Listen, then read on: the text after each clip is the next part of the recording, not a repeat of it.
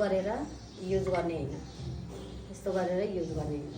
पाउडरलाई के गर्ने, फर्स्ट यसरी गर्ने, यहाँ निकाल्ने, नत्र फेरि यो चिज याद गरेन भने फेरि डाइरेक्ट उयोबाट नलिने, यहाँबाट लियो, यहाँ त्यहाँबाट लिँदा के भयो, यस्तोमा दुलो दुलो छ होइन, त्यसको उयो बस्यो। अब यहाँबाट लिँदाखेरि चाहिँ के हुन्छ है,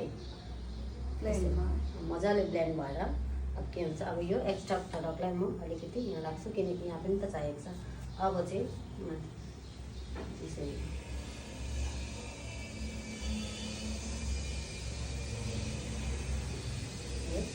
फेरि एक्स्ट्रा प्रडक्टलाई यहीँ झारेर हामीले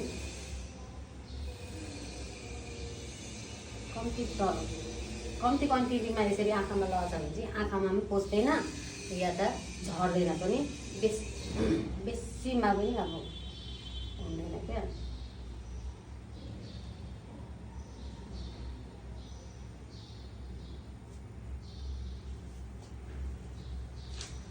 चाहिँ सबैतिर हामीले यसरी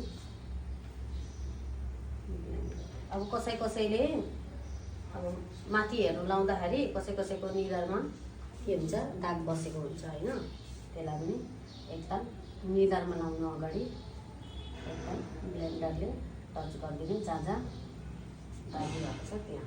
फेरि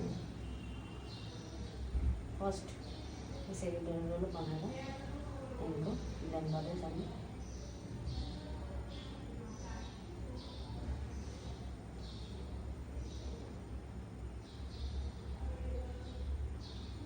अब यति मजाले ग्लो आइराखेको थियो, किन पाउडर लगाएको भन्ने हुन्छ नि त होइन, तर पाउडर लगाएर पनि बादमा ग्लो चाहिँ आइहाल्छ। जब हाम्रो मेकअप सेट हुँदै जान्छ तब ग्लो आइहाल्छ। ग्लोको लागि त चिन्तै गर्नु पर्दैन, आइहाल्छ।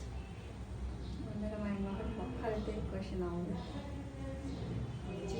यति मजाले ग्लो आइराखेको थियो, किन पाउडर लगाउनु पर्यो त? पाउडर लगाएपछि छोपिन्छ होला जस्तो लाग्यो। पाउडर लगाएपछि सबै छोपिन्छ, पाउडर लगाएपछि यो ग्लो भएकोहरू सबै म्याट भयो। अब कसरी ग्लो आउने भन्छ नि त होइन, तर लास्टमा हेर्नु ग्लो आइहाल्छ। जब यो पाउडर, यो फाउन्डेसन, जति पनि हामीले लगाएको प्रडक्टहरू छ त्यो सबै स्किनमा सेट भयो, हुँदै गएपछि भएपछि चाहिँ ग्लो आउनु थालिहाल्छ। मजाले पाउडर लाउनुपर्छ, चिप पनि हुँदैन, आउँदैन पनि, बुझ्यो। अझै यहाँनिर त पाउडर छ नि त, अहिले त पाउडर सेट भएको छैन, यहाँ पाउडर आउँछ। तर अब हामीले जब फिक्सरहरू दिएर यसरी अब बेसी पाउडर भयो भने के गर्ने, यसरी एक्स्ट्रा प्रडक्टहरूलाई यसरी निकाल्ने, जता जता बेसी पाउडरहरू छ।